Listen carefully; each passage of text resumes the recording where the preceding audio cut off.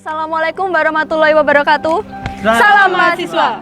Perkenalkan, saya Mawar selaku ketua dari kelompok 2 5C Akuntansi. Jadi di sini kami akan melakukan observasi di UMKM yang beralamatkan di Desa Kedung Maron, Caruban. Jadi pelaku usaha dari UMKM ini adalah Pak Purwanto dan Ibu Yuli.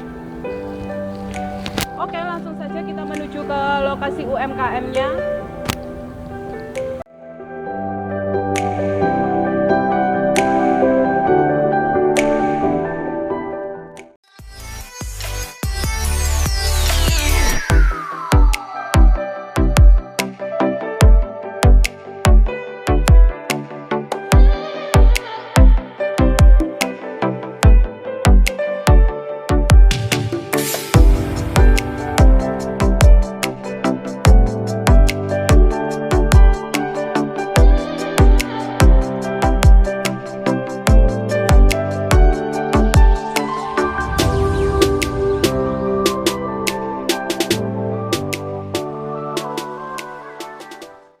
Kami kesini itu ingin mengetahui kendala-kendala yang jenengan alami selama melaksanakan UMKM ini.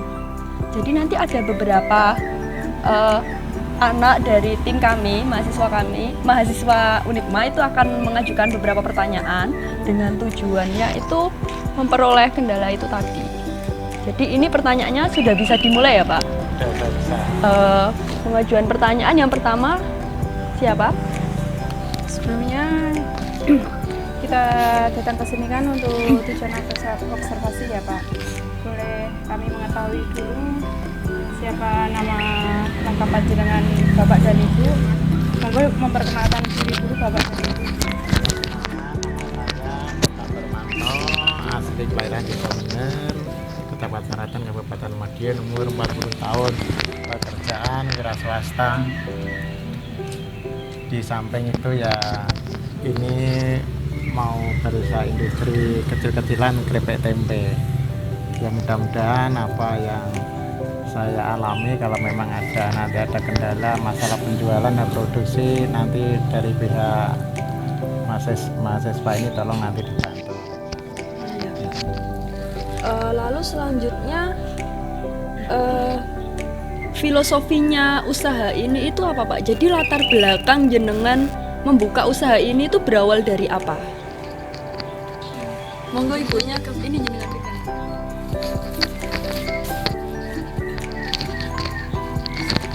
Awalnya gini ya Mbak ya, ada ide dari kakak ipar saya membuat tempe yang dicampur dengan tepung tapioka. Kok bisa ya? Terus saya coba-coba bikin juga, ternyata hasilnya kok jadi, kok bisa ya. Terus lanjut bikin lagi, kok ternyata masih ada yang kurang apa ya, kurang pas lah. Coba lagi, ternyata alhamdulillah kok jalan ya.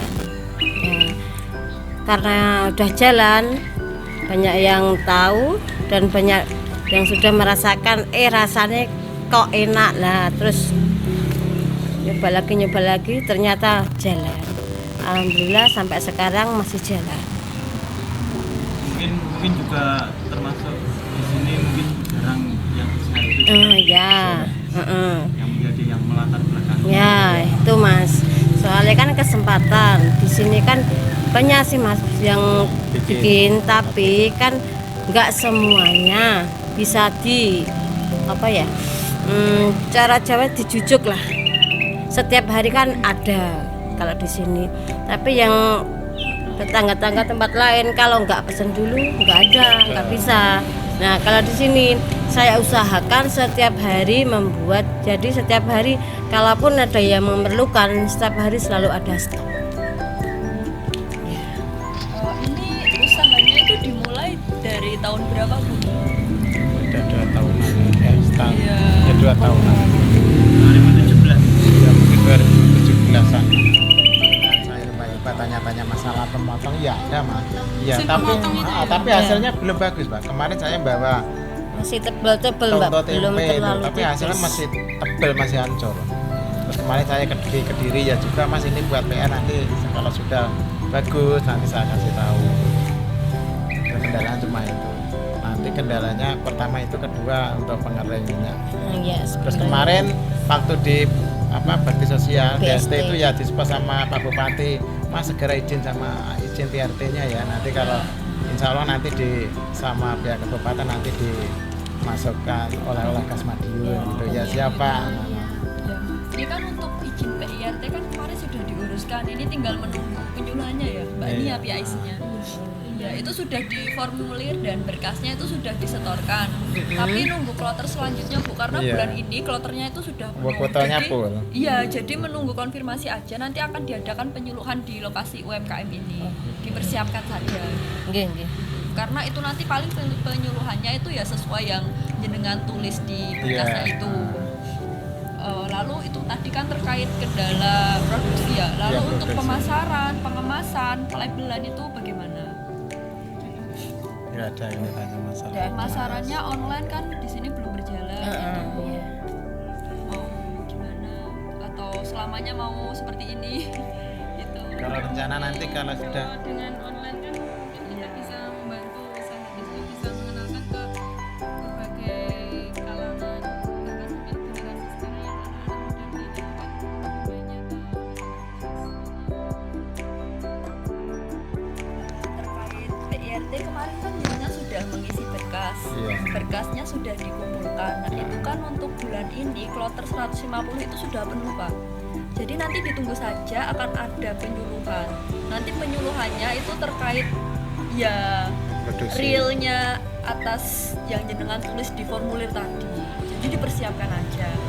Nah, setelah nanti UMKM ini mendapat nomor PIRT, itu nanti akan ada perubahan label. Oh gitu. Karena labelnya nanti harus sesuai dengan standarnya, prosedurnya dari Dinas Kesehatan. Itu nanti yang awal ditulis apa dan selanjutnya sampai bawah. Nah, setelah itu kan label yang baru itu ada PIRT-nya. Nah, itu kan nanti bisa kami bantu juga. Iya ya, siap-siap. Jadi itu tadi untuk label pemasaran. Jadi pertanyaan dari kelompok kami sudah cukup. Mungkin dari observasi ini kita akan olah lagi dan kita akan menemukan titik kendala dari UMKM-nya jenengan. Jadi Bapak Ibu terima kasih banyak atas waktunya. Kami satu kelompok ini mohon maaf kalau mengganggu waktunya. Enggak. sekian dari kelompok kami Bu. Apabila ada kurang katanya kami mohon maaf. Dan sudah bisa berkenan untuk memecahkan masalah ini untuk lain waktu berikutnya. Dari kami, wassalamualaikum warahmatullahi wabarakatuh. Waalaikumsalam warahmatullahi wabarakatuh.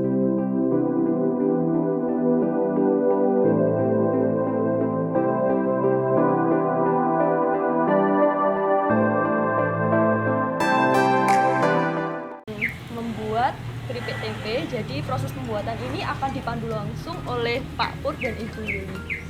Untuk bahan-bahannya yang pertama ada tempe yang masih belum jadi. Ini kita membuat berapa Bu? seperempat Seperempat. Ini Seperempat ada tepung kilo. tapioka, seperempat kilo seperempat juga. Heeh. Lalu alat-alat yang terkait. Langsung saja. Monggo Bu. Ini jauh.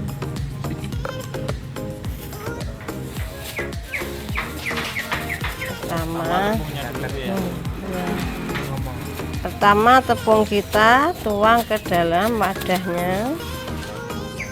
Untuk tepung sendiri itu tepung menggunakan tapioka. tepung apa? Tepung tapioka bermerek Rose Brand. Harus Rose Brand ya Bu? Ya. Tapi kalau yang lain juga bisa Mbak. Cuma kalau hasilnya menurut saya lebih baik yang Rose Brand. Lebih bagus yang Rose Brand. Terus tempe kita tuang ke dalam wadah. Kemudian kita aduk-aduk seperti ini.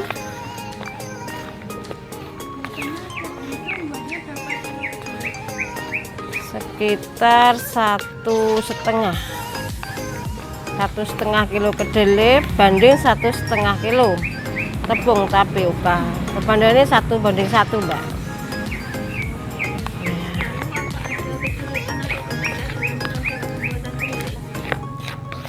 Alhamdulillah sampai saat ini tidak ada Mbak. Cuma ya faktor cuaca tadi harus sangat hati-hati. Ini proses pengadukannya itu berapa menit, Bu? Ya pokoknya sampai tercampur rata. Sampai tercampur rata. Nggak boleh lama-lama juga Mbak, soalnya bisa menggumpal. Kan sudah ada raginya. Jadi ini menggunakan tempe yang belum jadi yang sudah tercampur ragi. Terus kita masukkan ke dalam kantong plastik. Ini kantong plastiknya ukuran berapa, Bu? Setengah kilo. Unyil warna Ya, hijau ya? ya setengah kilo. Sesuai ukuran keripiknya itu. Oh iya. Besarnya maksudnya. Ya.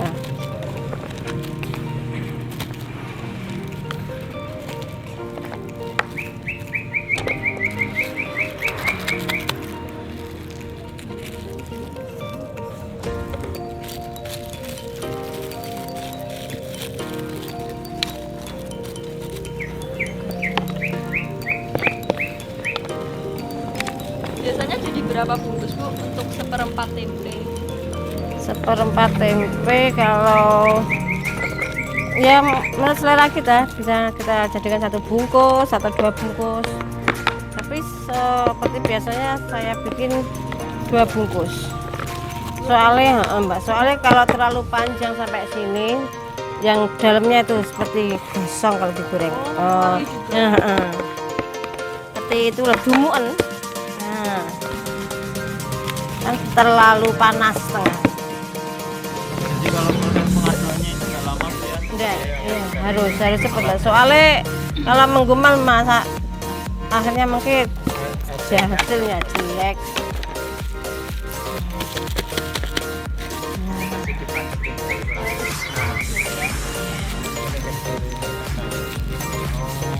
Tapi kalau kurang pas ya, saya ternyata ini kan kurang pas. Nah, ini harus ditekan-tekan.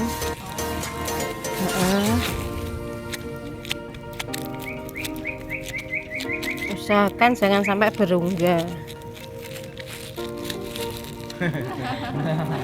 Kalau kurang pas ya seperti mbaknya itu sih. Di panas-panas jangan sampai pecah, mas kena pecah. Ini sama yang bawah mbak, ditarik-tarik gitu.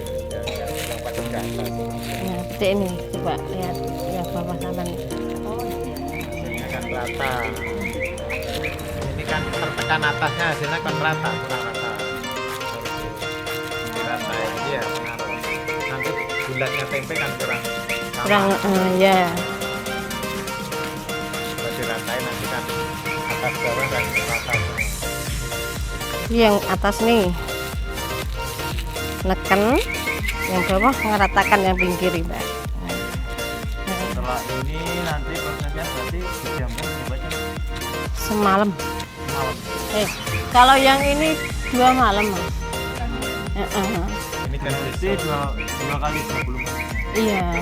Kalau yang ini sudah yang ada yang jadi ini. Oh, ini Ya ini besok ngiris.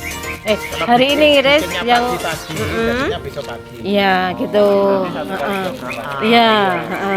Kan ini tadi kan bikinnya ini sorean, jadi kan jadinya besok sore lagi. 1 kali 24 jam ya 24 jam. dijamkan. Iya.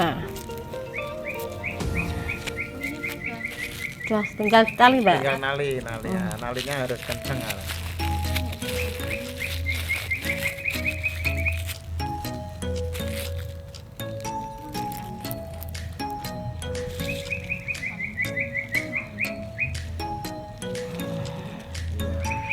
Ya, hasil hari ini yang sudah bisa digoreng hasil Kemarin. kemarin. Terus Habis udah diikat sama rata, ini tadi dikasih sirkulasi darah, darah masuk. Hasilnya seperti ini. Terus Diamkan 1 kali 24 masih ditusuk-tusuk lagi Mbak ini. Iya. Dikasih sirkulasi darahnya. Ya, coba bagus Mbak dah. Udah kayak gini. Kalau nggak ditusuk ya bisa hasilnya tetap sama kayak gini Mbak. Tetap nggak jadi. Nggak jadi. Tetap tempe sama itu apa tepung masih utuh. Proses jamurnya nggak bisa. Kan nggak ada udaranya. Ini coba Mbak bisa. Iya. Oh ya, nggak apa-apa. Awas tangan.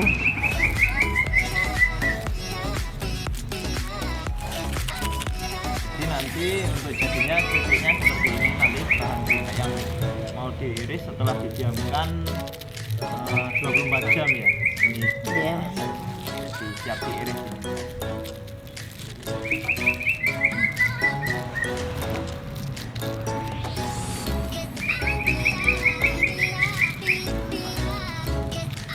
Kan ada orang yang di sini ditali juga tuh Mas.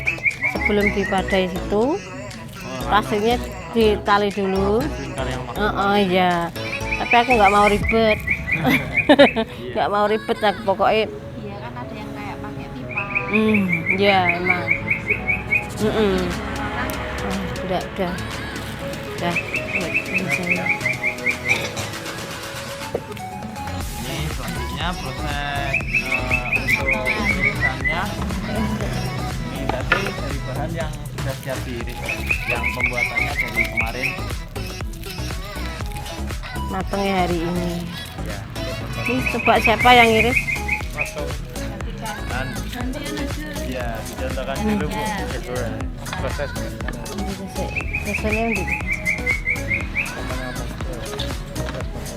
Cengkil Pak Min. Nah ini proses pemotongannya.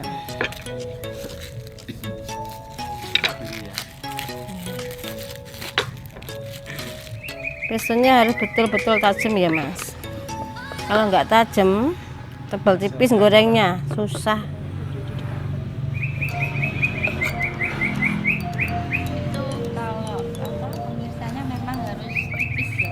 Iya. Ngaruh ke Terus, renyahnya. oh iya. Renyahnya kurang. Soalnya kalau tebal tipis Mbak, gorengnya juga susah. Yang tipis sudah kosong, yang tebal belum mateng. Ya, ini proses pengirisan secara manual. Tapi harus pelan-pelan, nggak bisa seperti kayak itu apa kentang, nggak bisa. Nah kan udah jelek gitu. Nah ini nggak boleh, nggak bisa. Bisa kan, Soalnya, bawahnya harus rata. Soalnya kan tempe gampang kan istilahnya muprul itu loh Mbak. Ini udah betul-betul mateng. Mawar mungkin ingin coba. Ya, monggo Mbak E. Monggo. Ini. Maju mundur gitu ya Bu? Iya. Kalau terus sampai bawah langsung ke bawah nggak bisa Pak.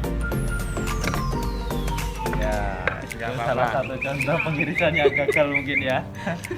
Ternyata tidak mudah dalam pengirisannya itu. Gini Bu. Iya. Ya, ketebelan ya. Ya, ketebelan sih. Di- Tapi belajar dulu. Nggak apa-apa. Nggak apa-apa. Mirip lah. Bentar lagi lulus. Udah Udah Bu. Tapi mbaknya bisa. Oh, Nggak kelihatan komplain.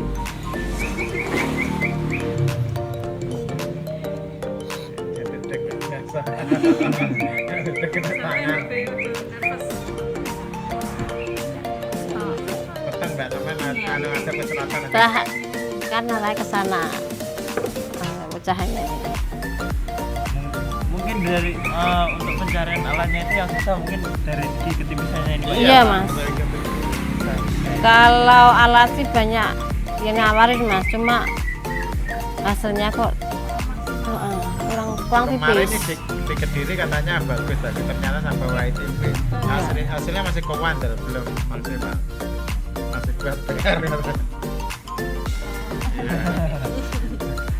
Kan kalau sampai Tapi kayak kelihatannya bawah. Tebel bawah Mbak. Masih pertama, masih selesai. Agak digesek-gesek mbak, jangan dimenet gitu. Ya, kan kalau ngiris sendiri bisa kayak seperti ini toh Mas. Nah kalau mesin itu sampai 3 kali 4 ini. Iya, Bu. Selanjutnya setelah diiris-iris itu langsung goreng Bu ya, nggak perlu Iya. dijemur ya? Enggak perlu. Langsung. Enggak perlu. Itu Langsung. keadaan minyak panas. Panas. Nanti proses sebelum digoreng nih proses bikin bumbu dulu Mbak. Oh, proses bikin bumbunya. Bumbunya Bumbu dulu, nanti kalau sudah bumbunya siap baru proses penggorengan. Dicelup bumbu langsung goreng Iya, gitu Bu langsung. ya.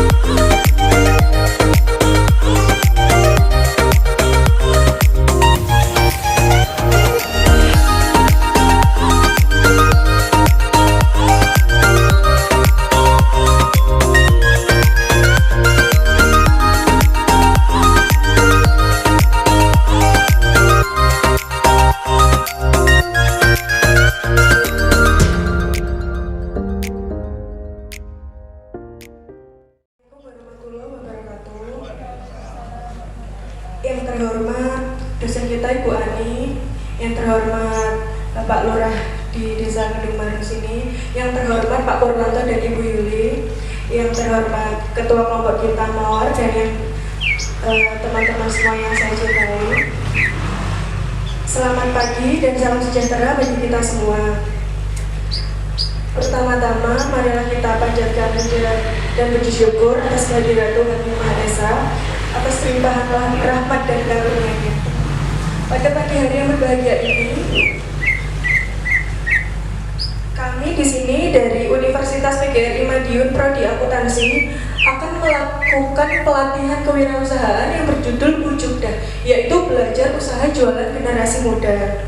Di sini saya akan membacakan susunan acaranya. Yang pertama ada pembukaan, yang kedua ada sambutan dari Bu Ani, yang ketiga ada sambutan dari Bapak Kepala Bapak Lurah, yang keempat ada sambutan Pak Purwanto ataupun Ibu Yuli, yang kelima ada penyampaian materi, dan yang keenam ada penutup. Yang pertama untuk Ibu Ani dipersilakan maju ke depan untuk memberikan sambutannya.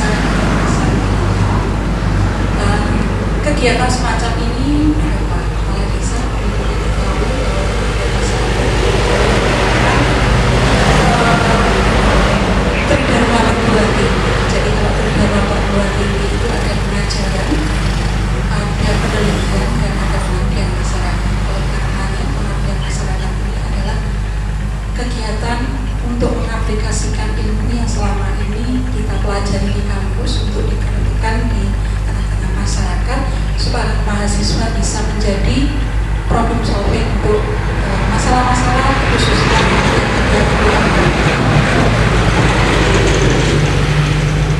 kegiatan ini tujuannya adalah untuk peningkatan kesejahteraan, peningkatan produktivitas bagi UMKM yang disampaikan.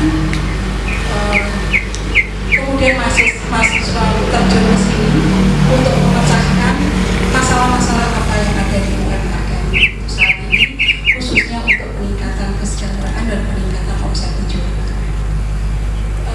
Kegiatan yang kami lakukan pada saat ini adalah nanti ada pelatihan pengemasan, kemudian pemasaran baik secara offline maupun online. Kemudian kami sudah menguruskan juga izin untuk IERT yang mungkin pada saat ini nanti akan ada penyuluhan dan prosesnya masih tetap berjalan, nanti akan kita mendampingi sampai dengan selesai Bapak Ibu.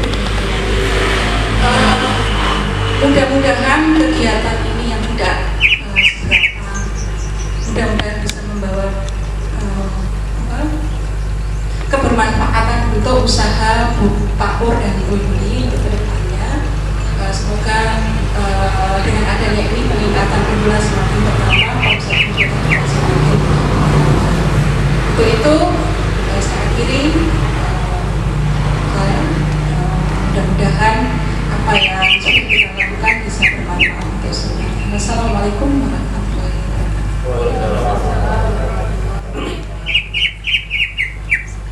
Terima kasih untuk Ibu Ani atas sambutannya.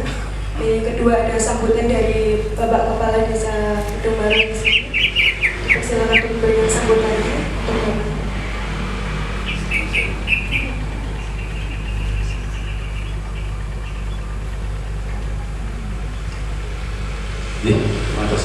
Kematan penjelang nung sewu bosone bisa campuran buanan nggih. Nek kula kabeh buanan nggih. Untuk teranan. Assalamualaikum warahmatullahi wabarakatuh. Bismillah, alhamdulillah. Wassalatu wassalamu ala rasulillah wa ala alihi wa sahbihi wa wala wa la haula wa la quwwata illa billah, amma ba'd. Yang terhormat Ibu Ani sebagai dosen maupun sebagai prodi atau prodi dari Universitas PGRI Madiun, dan yang kami hormati Ibu Bapak Pur Bu Yuli ingkang hamangku gati ingkang kagungan dalam ya, dan yang kami hormati pula mungkin dari pembimbing kelompok apa tadi Pak?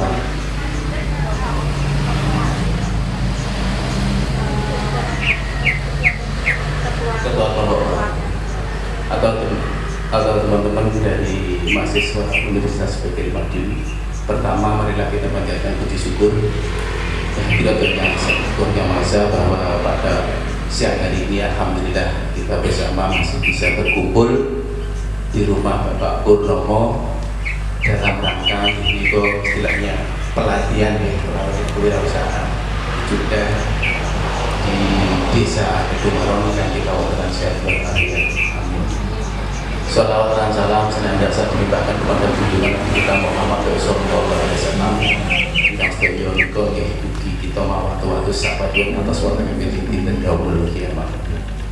Bapak Ibu yang kami hormati, pertama kami juga mengucapkan banyak terima kasih atas terselenggaranya yaitu PKL di desa kami.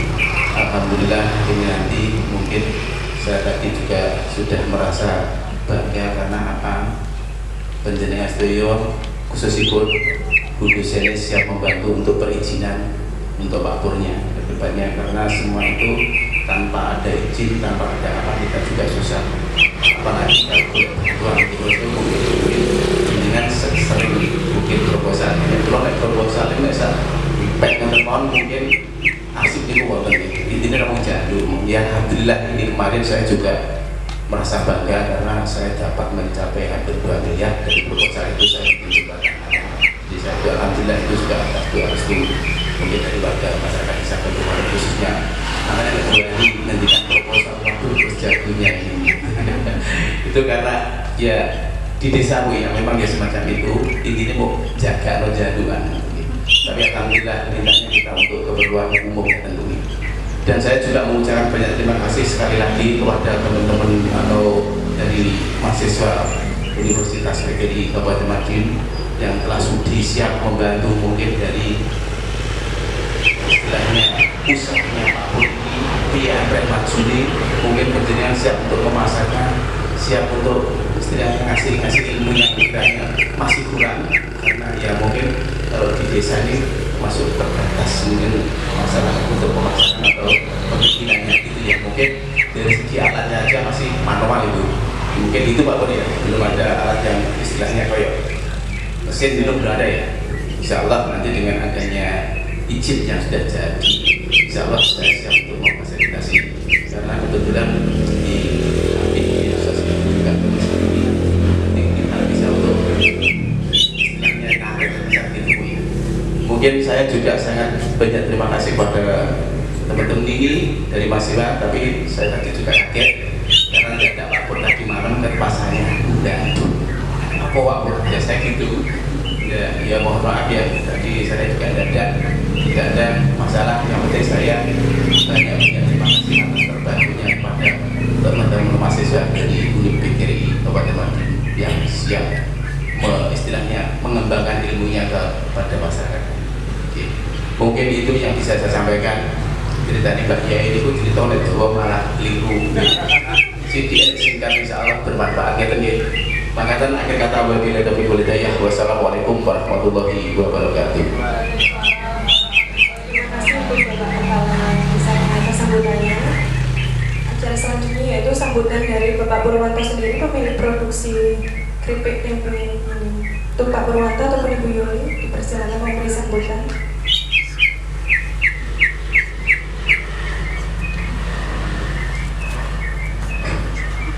Bismillahirrahmanirrahim. Assalamualaikum warahmatullahi wabarakatuh. Alhamdulillahirabbil alamin wa bihi nasta'inu ala umuri dunya wal din wa ala alihi wa sahbihi ajmain. Alhamdulillah, asyhadu an la ilaha illallah wa asyhadu anna Muhammadar Rasulullah, amma ba'du. Yang terhormat panjenenganipun Bapak Kepala Desa Kedung Maron, yang terhormat Ibu dosen dari Unima Madiun, yang terhormat Mbak Mas dari Unima Madiun. Saderengipun kula matur bilih wonten klentang-klentu atur kula, saderengipun kula matur nuwun ngapunten ingkang sakatha-kathahipun. Ingkang pertama kula matur suwun kalian bapak-bapak napa ibu-ibu dosen dari Mas Unima Madiun bilih menapa saged wonten wedal wonten mriki bimbing kula masalah produk tempe keripik Naja, mudah-mudahan beto barokah kagem kula, mugi-mugi saged lancar, mugi-mugi dalam pemasaran mugi-mugi saged lancar. Saderengipun kula matur suwun sanget bilih menapa Mbak selama bulan Oktober sampai November niki bilih wonten klentang-klentu kula sak keluarga nyuwun pangapunten ingkang sakatha-kathahipun. Nggih mekaten mawon atur kula saderengipun kula nyuwun ngapunten ingkang sakatha-kathahipun. Assalamualaikum warahmatullahi wabarakatuh. Terima kasih Pak Purwanto atas sambutannya. Acara selanjutnya yaitu ada penyampaian materi dari teman-teman kami. Yang pertama, penyampaian materi atas inovasi pemasaran online yang akan disampaikan oleh Mawar Puspita Salim. Untuk Mawar, dimohon ke depan menyampaikan materinya. Sedikit aja, karena untuk usia-usia kita itu sekarang sudah menginjak pada masa era milenial. Jadi seperti UMKM seperti ini sangat disayangkan jika tidak memasarkan produknya, mengenalkan produknya di masyarakat lingkungan sekitar, terutama di online. Langsung saja, ini inovasi pengemasan dan varian rasa di era pasar milenial. Ini data kelompok 2.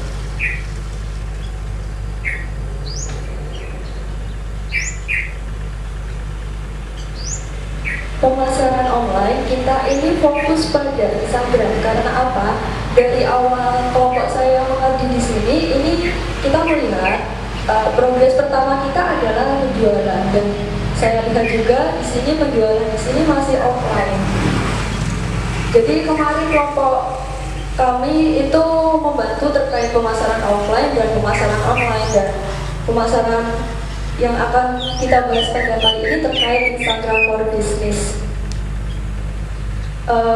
Yang pertama ada pentingnya menggunakan Instagram, yang kedua resiko menggunakan Instagram, yang ketiga terkait strategi produk branding dalam Instagram.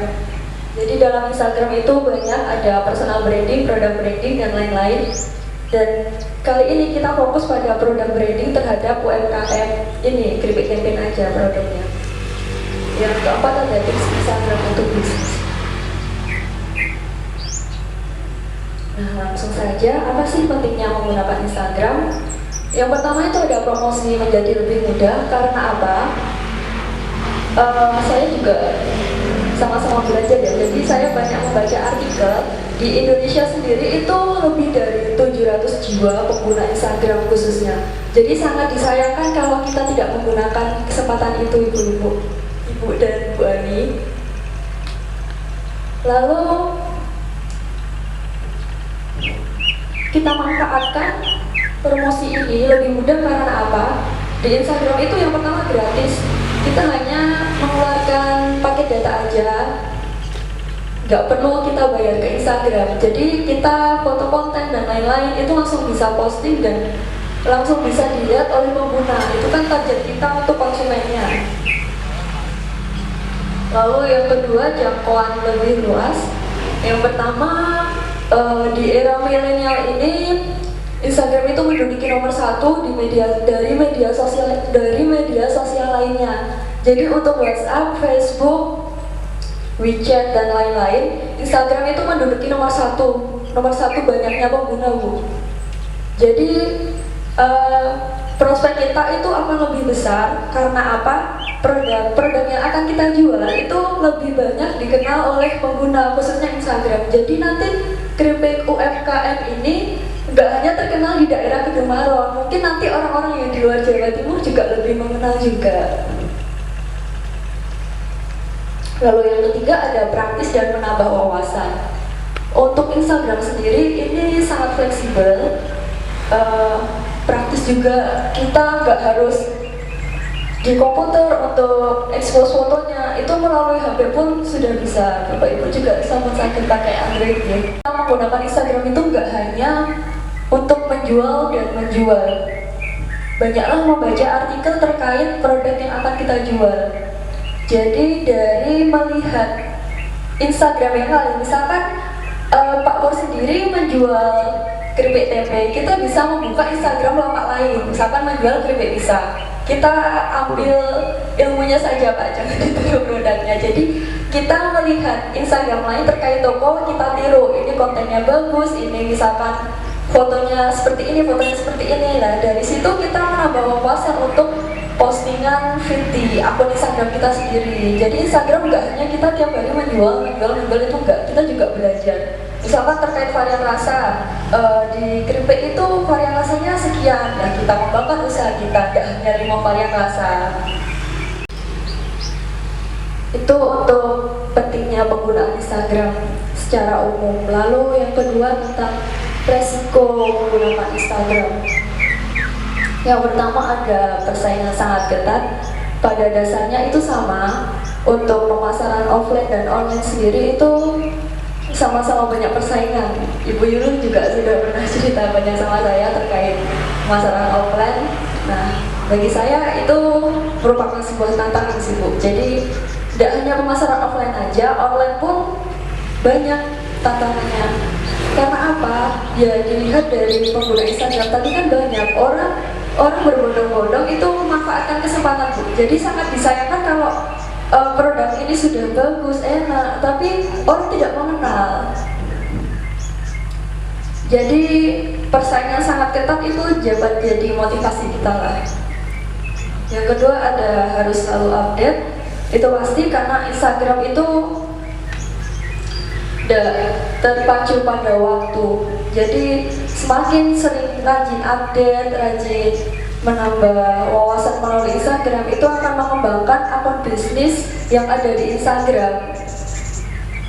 Dengan begitu orang akan lebih mudah mengenal produk ini, karena tujuan untuk Instagram itu nggak hanya tentang pemasaran aja, maksudnya yang paling penting itu orang mengenal dulu, orang mengenal oh di sini itu ada produk keripik tempe miliknya ini, itu harus tahu dulu sebelum orang sayang, itu harus kenal dulu ya Bu ya. Ya seperti itu. Jadi kita memperkenalkan kepada masyarakat luas, khususnya luar daerah ini, itu sudah bagus.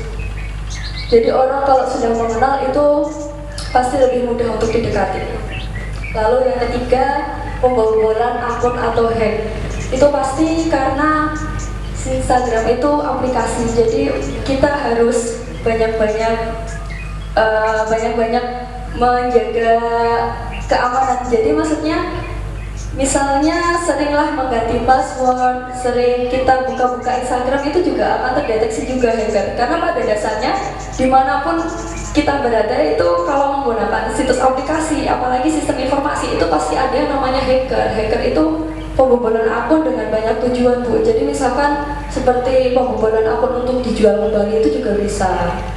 Gitu. Strategi produk branding dalam Instagram.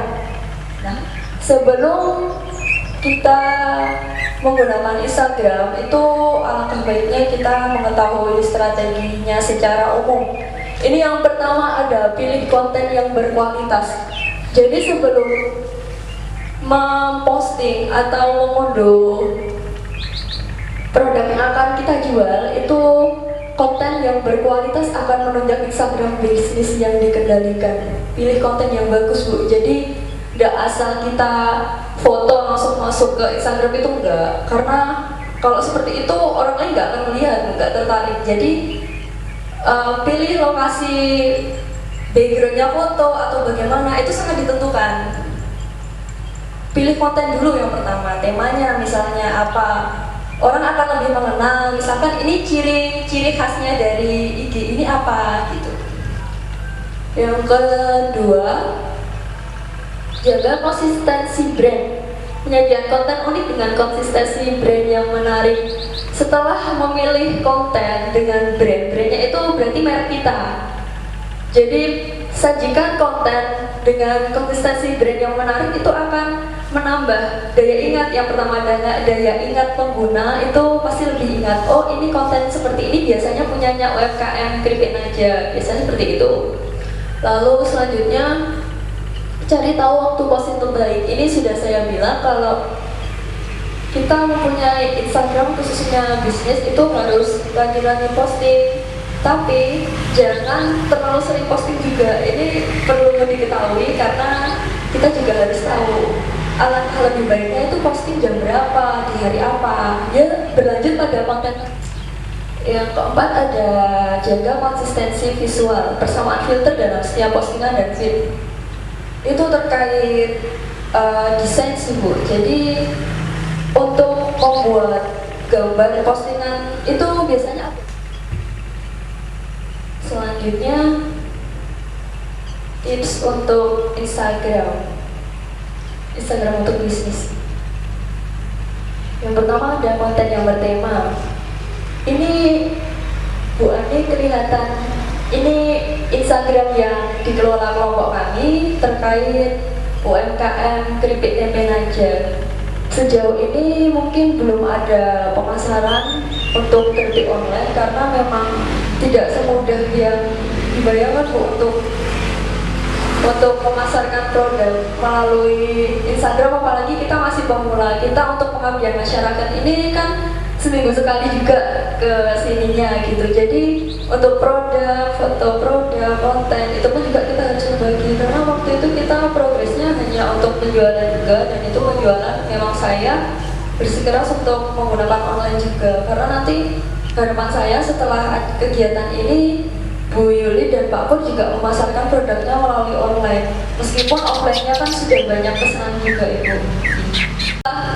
Setelah dibuat caption itu biasanya ada tanda pagar itu Bu, itu hashtag. Itu tujuannya pengguna atau sasaran konsumen kita itu lebih mudah mencari produk kita. Jadi saya sendiri, misalkan saya belum kenal keripik tempe ini, kalau saya mencari melalui hashtag, misalkan keripik tempe kedomaran, itu kan langsung muncul nanti produknya di tengah.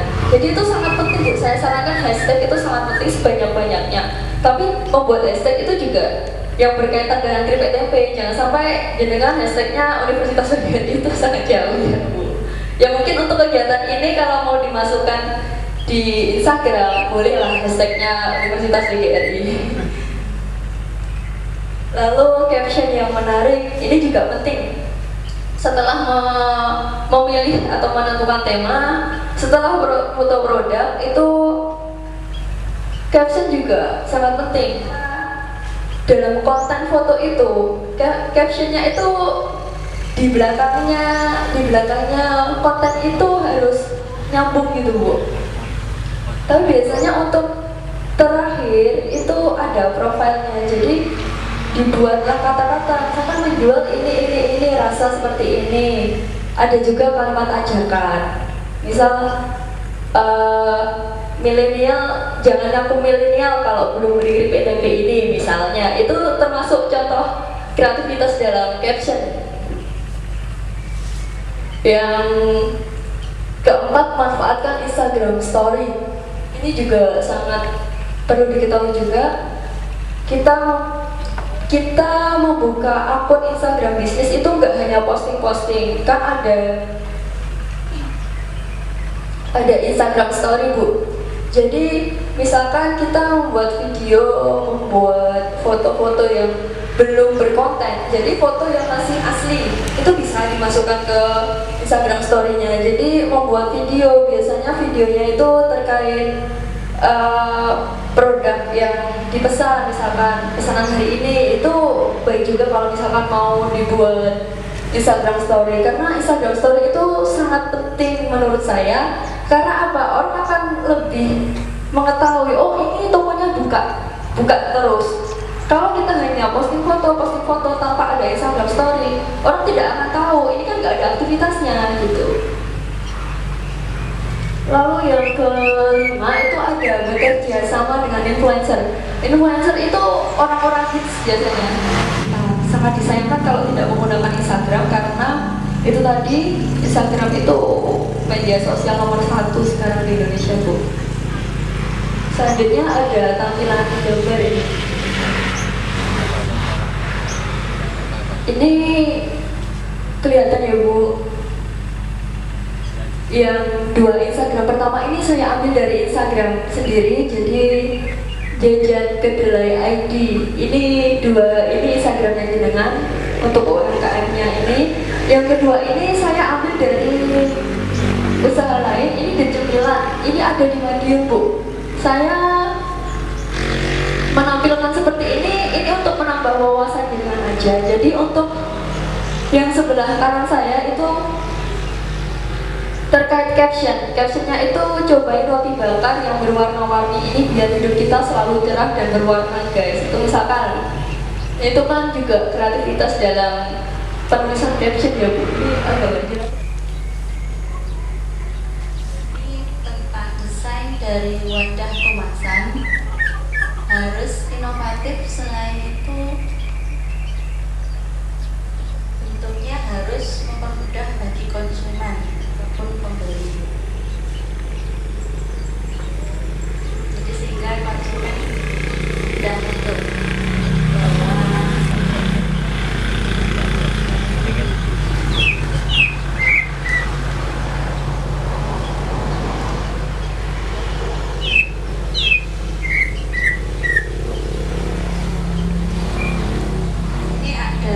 fungsi kemasan, yaitu untuk yang pertama mewadahi produk, yaitu produk IPTP. Kedua, untuk melindungi dan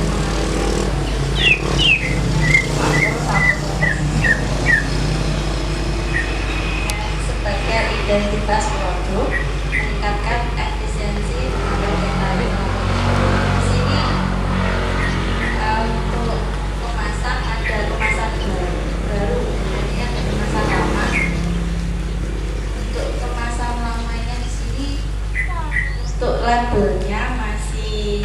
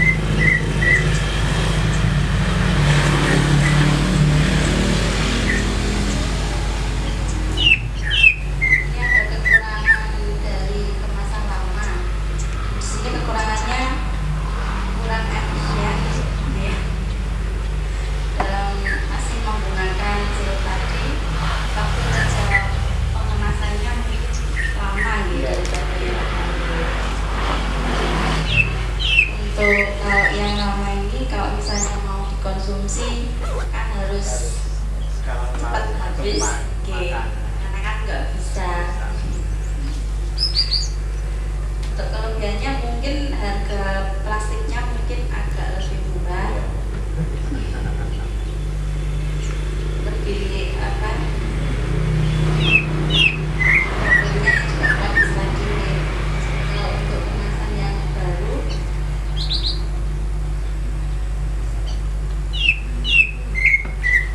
kita menggunakan standing pouch.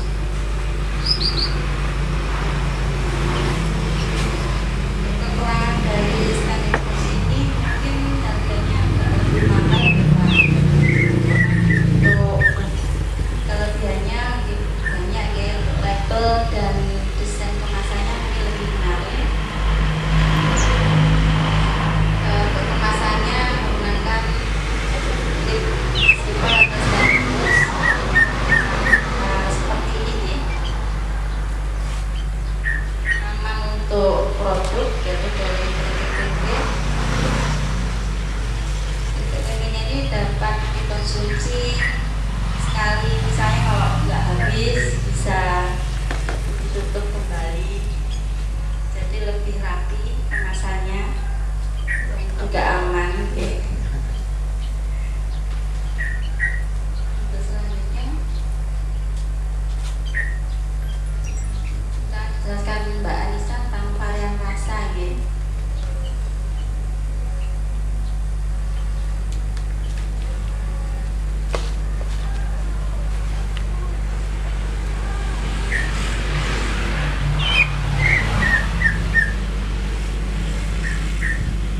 Assalamualaikum warahmatullahi wabarakatuh. Saya di sini akan membahas mengenai inovasi varian rasa. Dalam menjalankan bisnis usaha makanan ini, alangkah lebih baiknya mencari inovasi makanan yang unik, kreatif, dan menguntungkan. Karena sekarang banyak orang yang tak hanya mementingkan jenis dan bentuk makanan saja, namun orang-orang di era milenial sekarang itu, apalagi generasi muda itu lebih suka dengan berbagai varian rasa, dan mungkin sekarang banyak sekali makanan yang diberi level-level plus seperti itu. Dengan adanya penambahan inovasi varian rasa pada usaha keripik tempe Najah ini, gunanya untuk mengembangkan agar lebih dapat maju dan menguntungkan.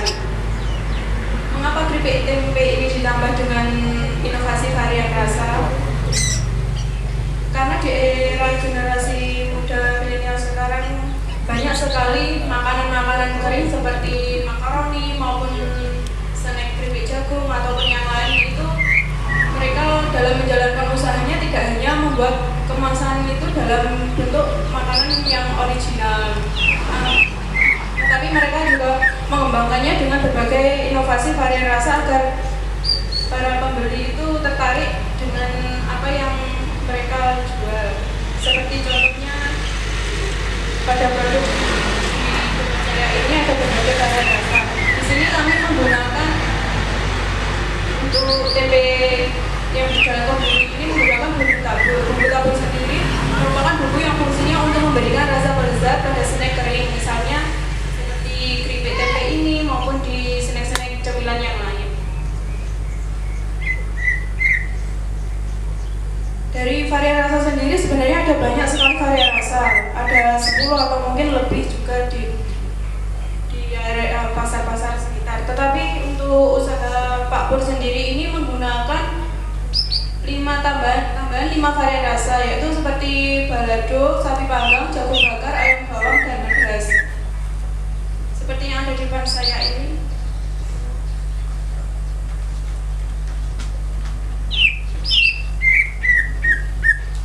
Ini contohnya ya, ada 6 varian rasa original, balado tadi, dan yang lainnya bisa dilihat teman-teman. Bisa dicoba juga, ini tes stoknya.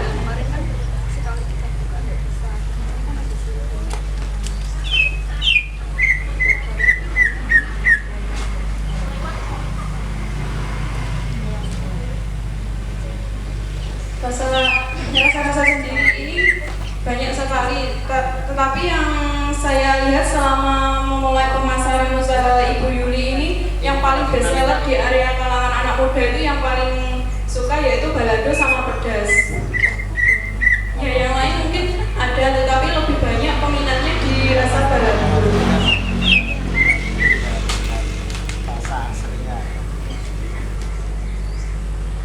Dalam memilih kualitas bumbu tabur sendiri tidak hanya asal memilih bumbu tabur ya, karena di pasar sendiri pun banyak sekali yang menjual bumbu merek bumbu tabur ini, dan ada yang bermerek dan ada yang tidak. Tapi dalam usaha Pak Pur ini kita mengusahakan mencari merek yang benar-benar aman untuk dikonsumsi, yaitu yang cara memilih kualitas bumbu tabur yang berbeda dan baik untuk dikonsumsi, yaitu yang pertama adalah cara memilihnya butiran-butiran atau partikel-partikel lebih halus dan kering. Yang kedua, bumbu tabur juga dapat larut dalam minyak. Yang ketiga, warnanya memakai warna makanan dengan kualitas tinggi sehingga warna tidak menempel di mulut atau di lidah ketika dimakan. Yang keempat, memakai perasa makanan yang asli dan bukan sekedar aroma. Yang terakhir tentunya memakai kandungan vaksin yang wajar untuk dikonsumsi, atau biasanya di bumbu tabur sendiri juga ada yang menjual yang tanpa vaksin juga ada.